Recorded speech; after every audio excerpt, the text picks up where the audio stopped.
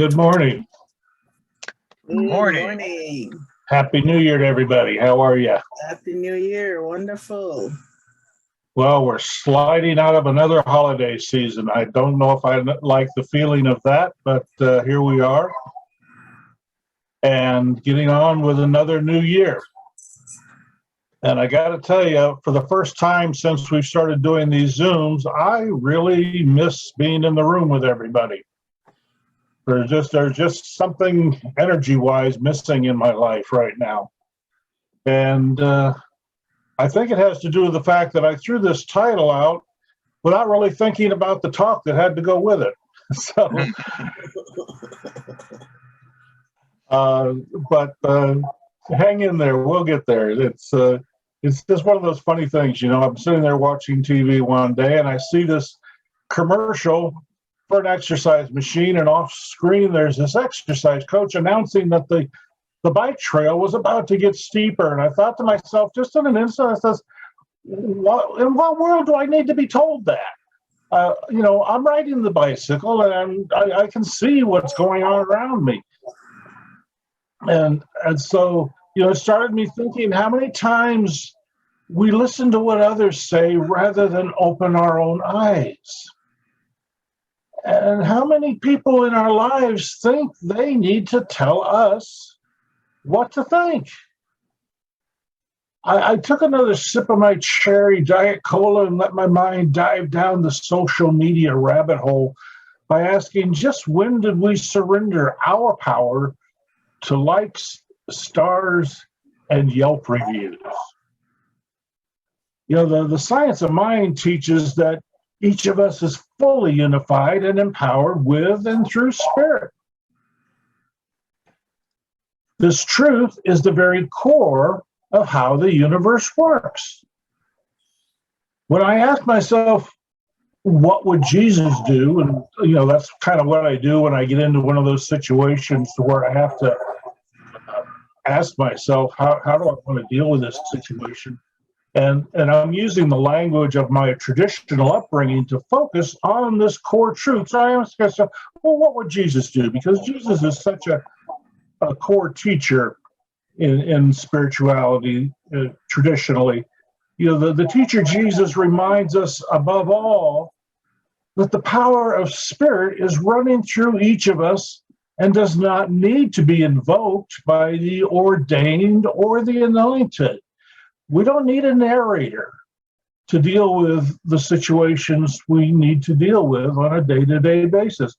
Holmes writes in The Science of Mind, you know, that if we allow the world's opinion to control our thinking, then that will be our demonstration. If, on the other hand, we rise superior to the world, we shall create a new pattern. So what's Holmes saying here? He's telling us that if we buy into the chatter that is everywhere around us, we're just going to reflect that chatter. Our spiritual practice is most effective when we embrace spirit one-to-one. That is not to say gathering in community like this or employing a practitioner is to be avoided. No, that it's only that spirit does not need the bells and whistles so often associated with traditional religious practices. You know, prayer flags, prayer wheels, prayer rugs, prayer beads, even prayer time are all tools introduced by humans to assist us in achieving focus. On a cynical human level, these are also a great side hustle and control devices, diverting focus from our individual power to the illusion of power being provided by these tools. Spiritually aligned people are already focused and do not need a coach telling them the trail is getting steeper. Spiritually aligned people already know the trail is going to get steeper. In fact, they chose the trail for that reason. Spiritually aligned people do not even think of the trail as getting steeper. They embrace it as spirit providing a means to improve their physical strength and endurance, which is the whole purpose of the workout.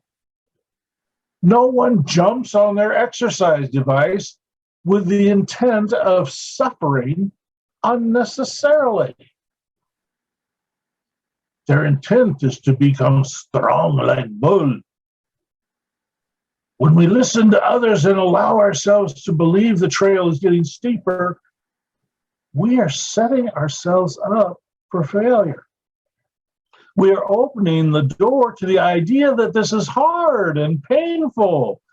And nobody signs up for that. Hard and painful is to be avoided at all costs. And that's why so many exercise machines become valets after just a few weeks of service. And we hang our coats on them and their shirts and everything else, and they never see their proper use again. Remember the words of the teacher again. And when thou prayest, thou shalt not be as the hypocrites are, for they love to pray standing in the synagogues and in the corners of the streets, that they be seen of men. Verily I say unto you, they have their reward.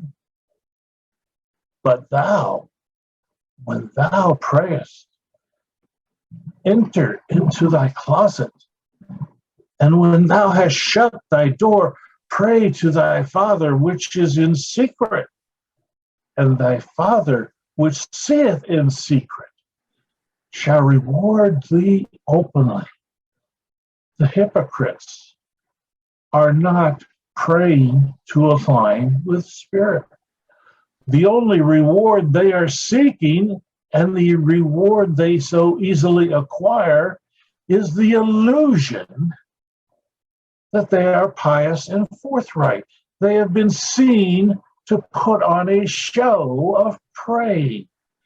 But that is all they have accomplished, putting on a show.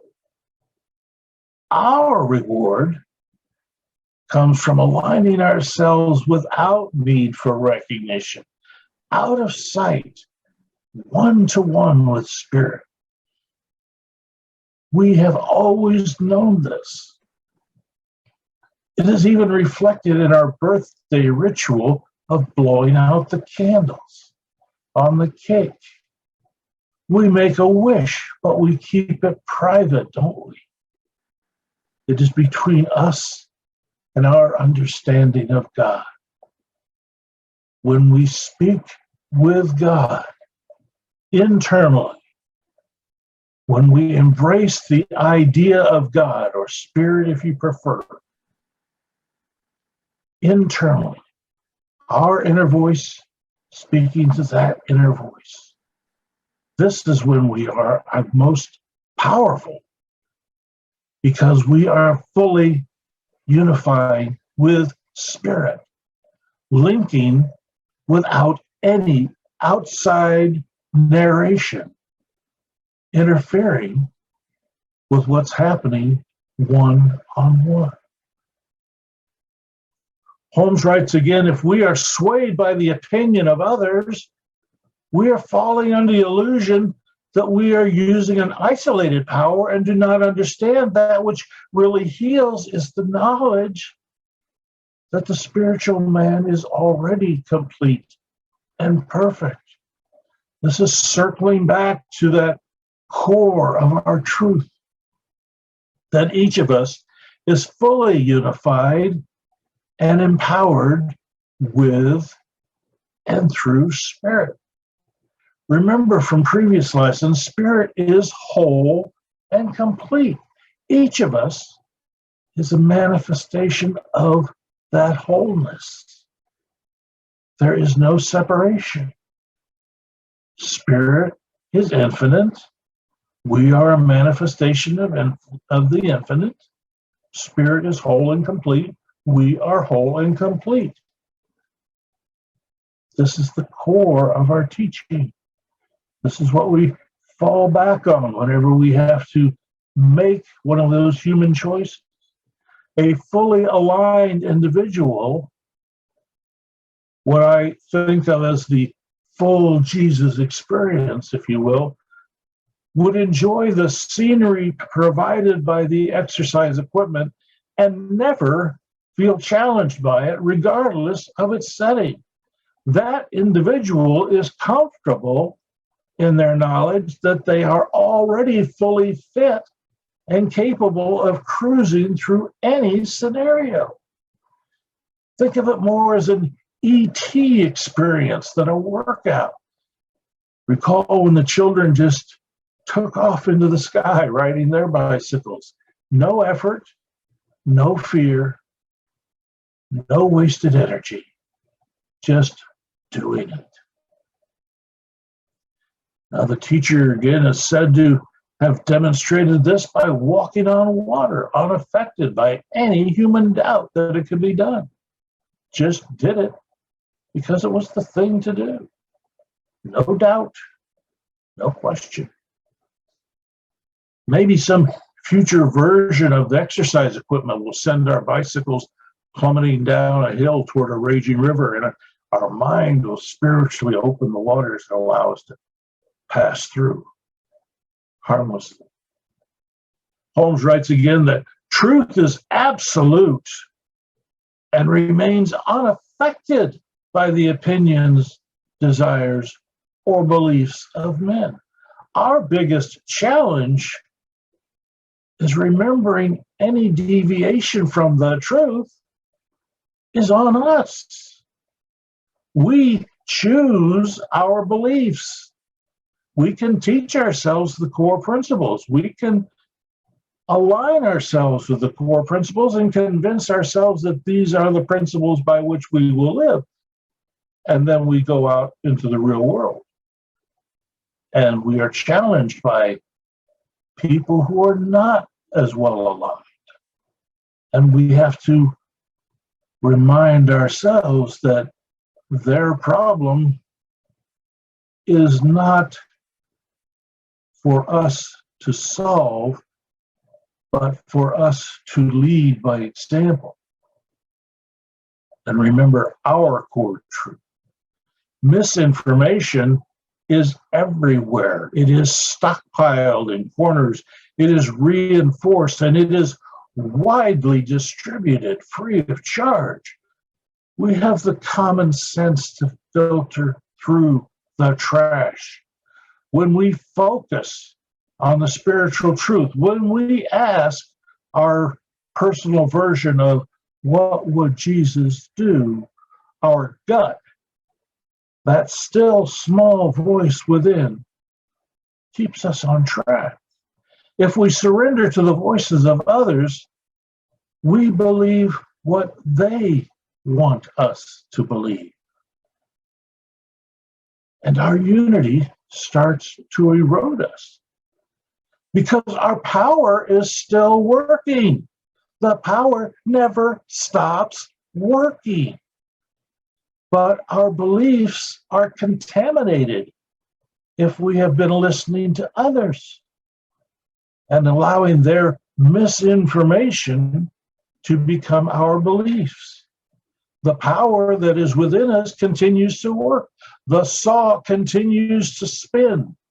Only now, because we're using misinformation, it's cutting into us instead of cutting through our problems. When we allow our value to be determined by stars and lights instead of simply knowing who and what we are losing the track. We are losing the direction that is set by our core truth. Holmes writes once again, you cannot be responsible for the acceptance of others. Each is an individual. Though you poured an ocean of love over one, he or she must receive it. A bucket that is turned upside down, even in a cloudburst, will not be filled. So each of us has to make the choice to open our hearts and allow spirit to flow through us, we can choose to cut it off. And when we choose to cut it off, when we allow our beliefs to believe that the power is not working, the power continues to work. And erodes away at us because it is powerfully cutting into us. Now, my spiritual awakening accelerated when I was ready for a teacher to appear. There are, shall we say, decades that I'd kind of like to have back, but I'm not getting them back. So I move forward, knowing now that could have done better, probably should have done better, but I'm going to do better now. And I'm going to do better tomorrow because I've already seen the results of what better looks like. I've already experienced the results of what better feels like. And I like it better than those regrets that I remember.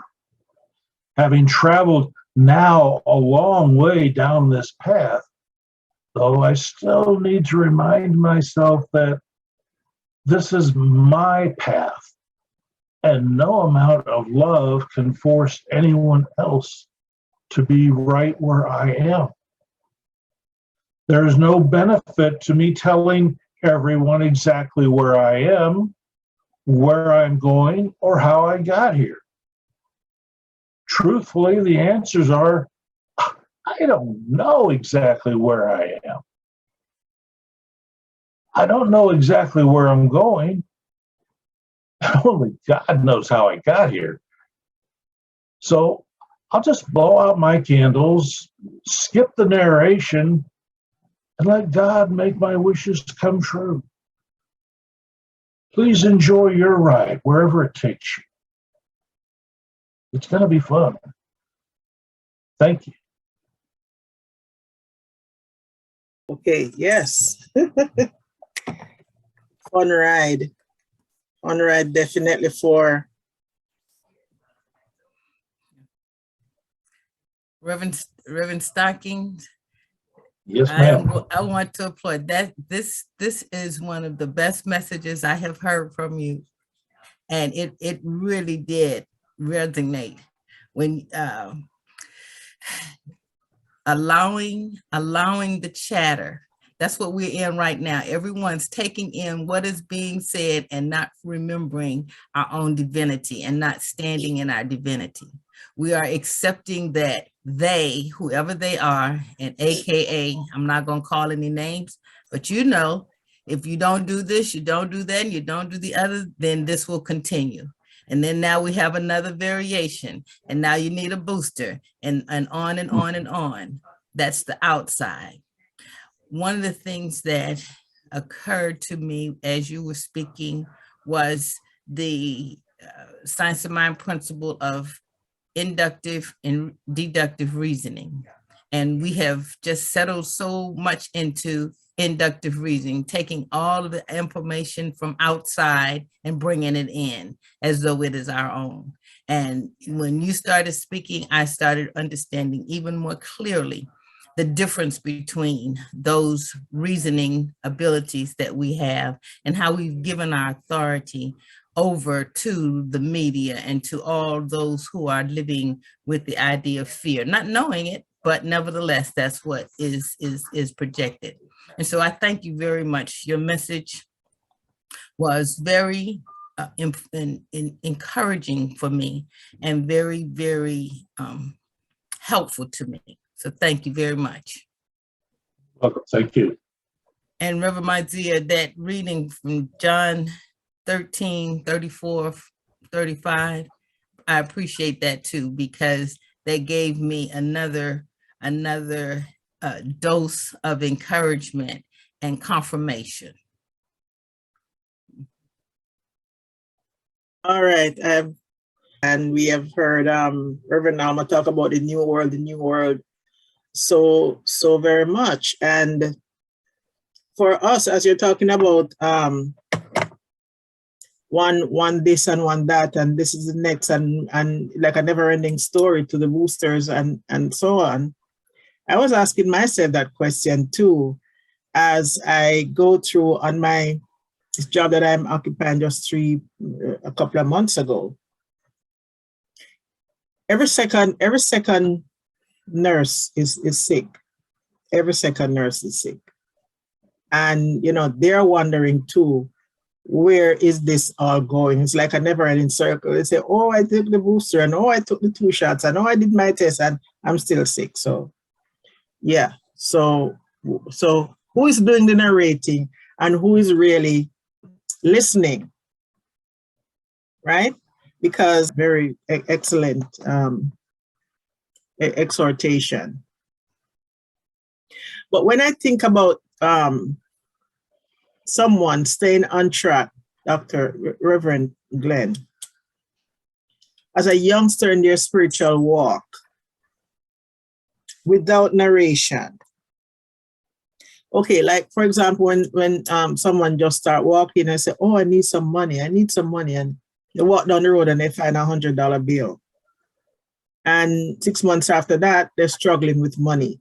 The money just not showing up like that so quickly. So where do they go from there if they're not they're not harnessing the tools for alignment?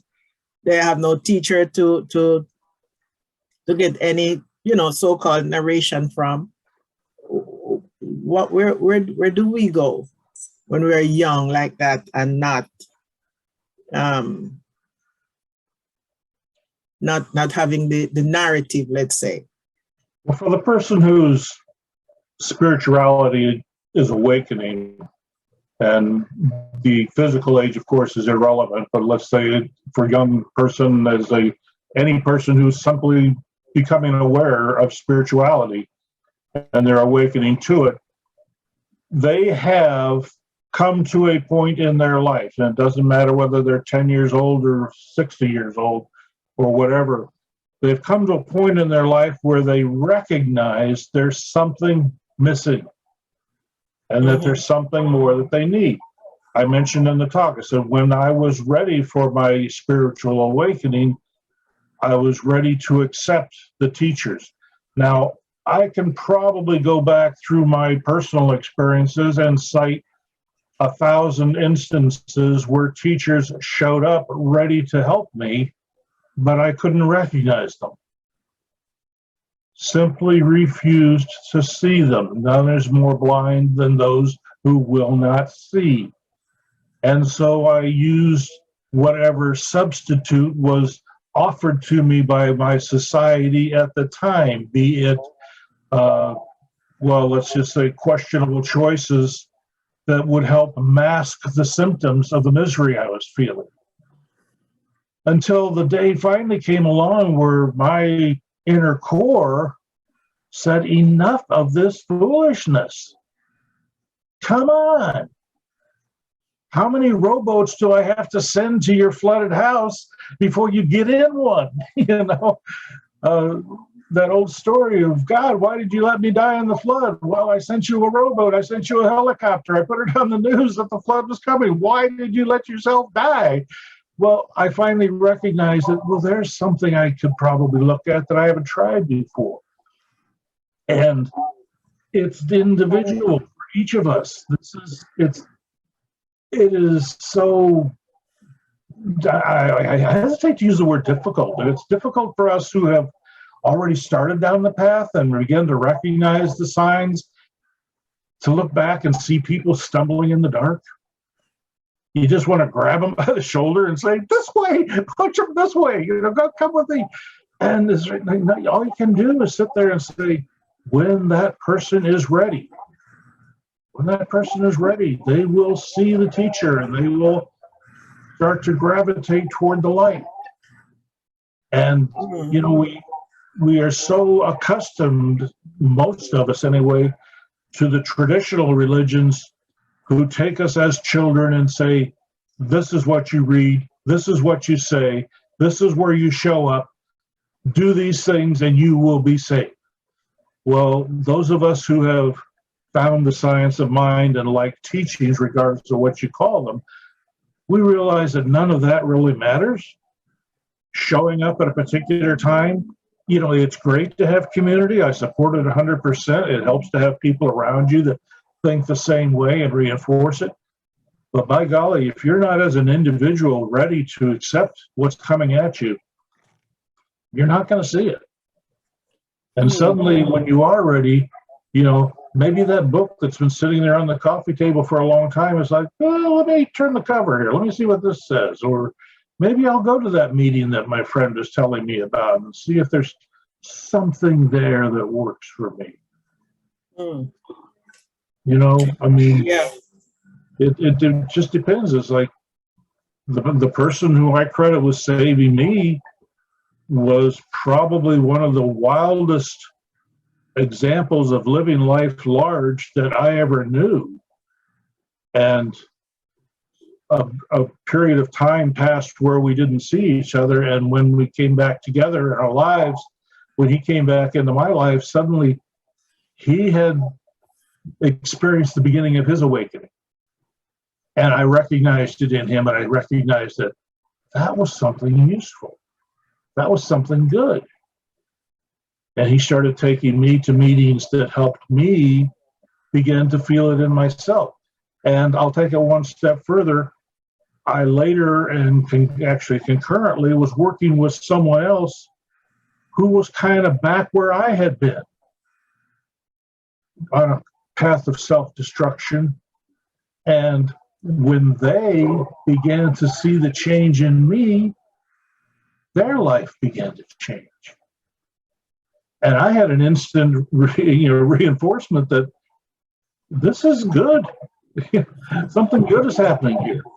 And as far as laying out a path ahead of time, you know, I can build a building from the ground up by laying out every nail before it ever gets hammered, because that's what you do in construction. But as far as building a spiritual path, that is one step at a time, and I never know where the next foot's going to fall.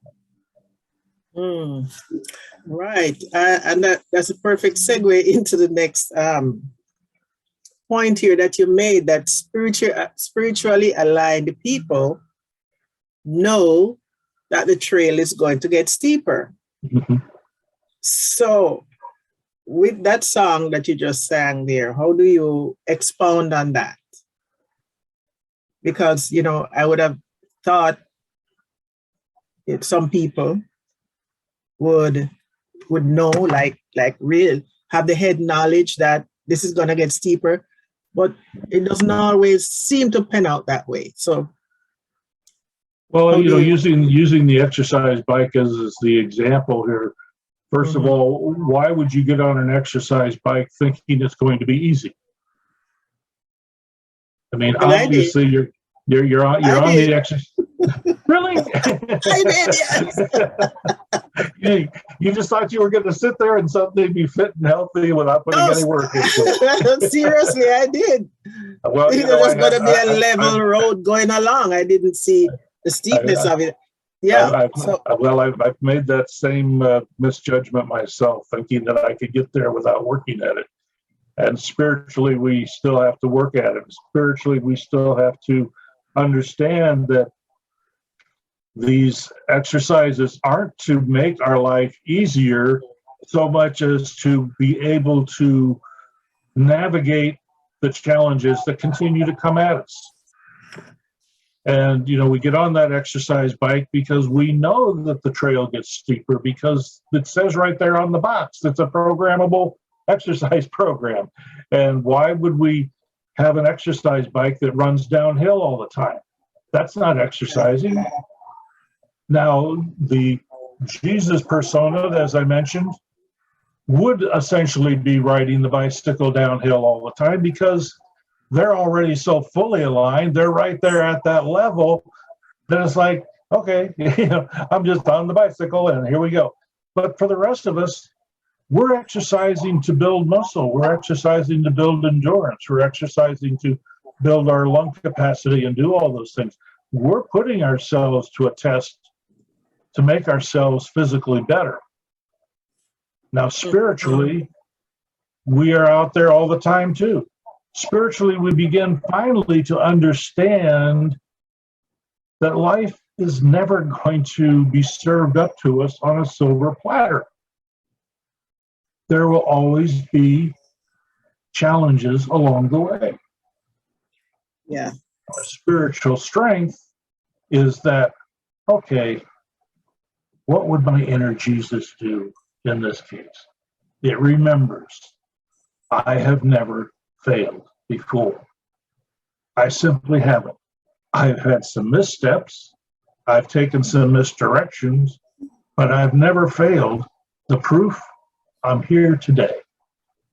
I'm here today living the experience that God intends for me to live.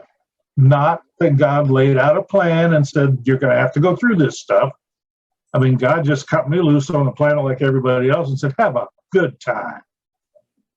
You know, but here's some tools you can use to help you along the way. It just took me a while to find the toolbox, because even though I started out with a good one, I kind of stuck it in the back of the garage for a little while, and thought, oh, I know better. And it took me a while to figure that out, that maybe there was something in that toolbox I should be using. Yeah, I know.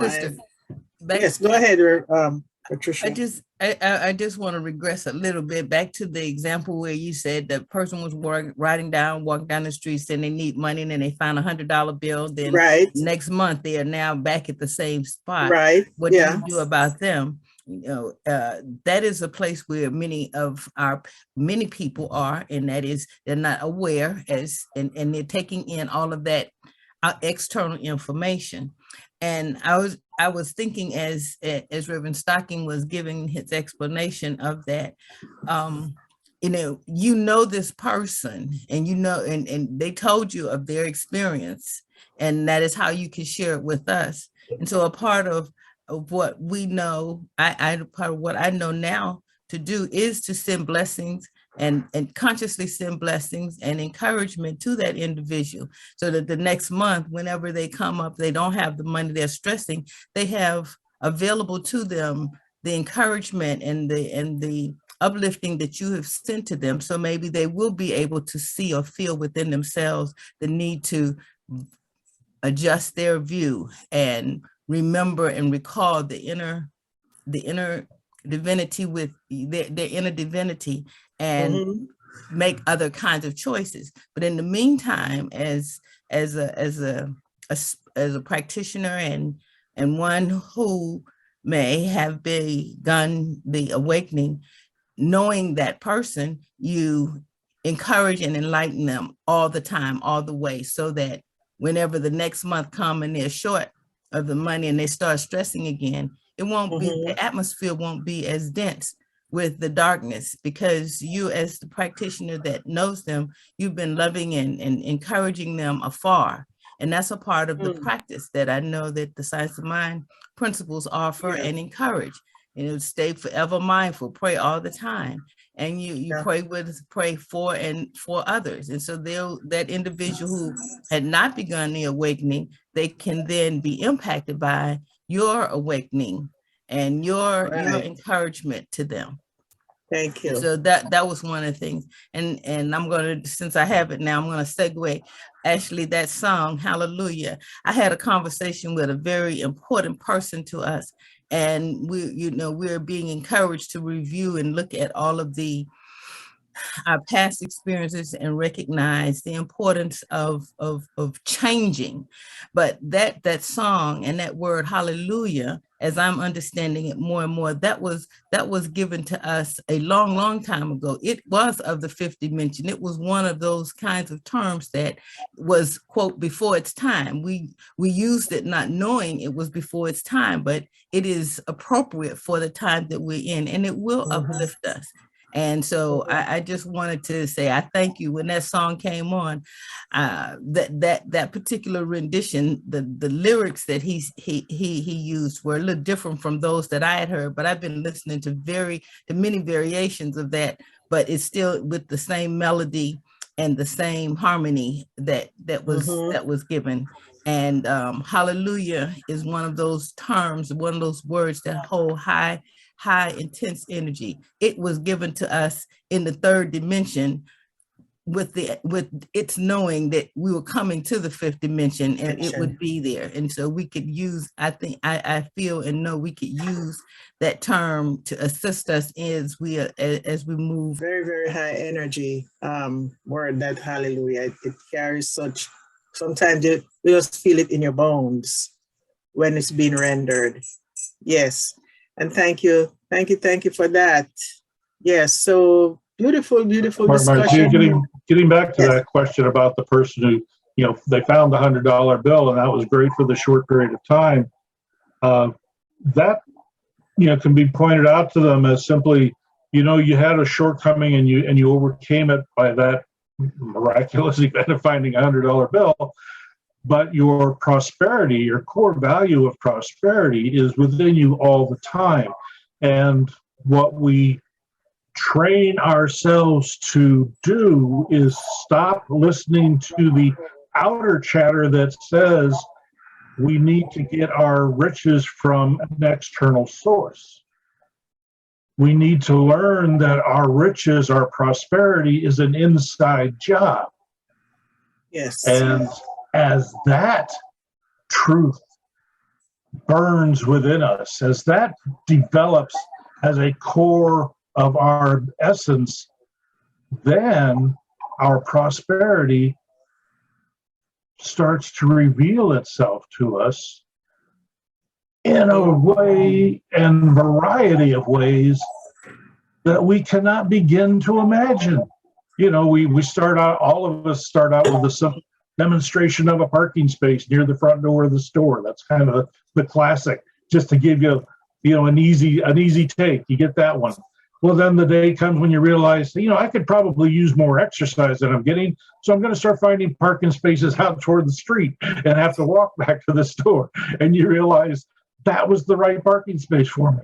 And you know, it's like, well, there's a lottery ticket laying on the ground and maybe somebody dropped it and it's there for me to find. Or maybe I actually went in and bought a lottery ticket just because maybe. You know, I've been entering the the home network and then the food network. They have this lottery every year for a vacation house. They give you a $70,000 car and $150,000 cash to pay the taxes on it all with.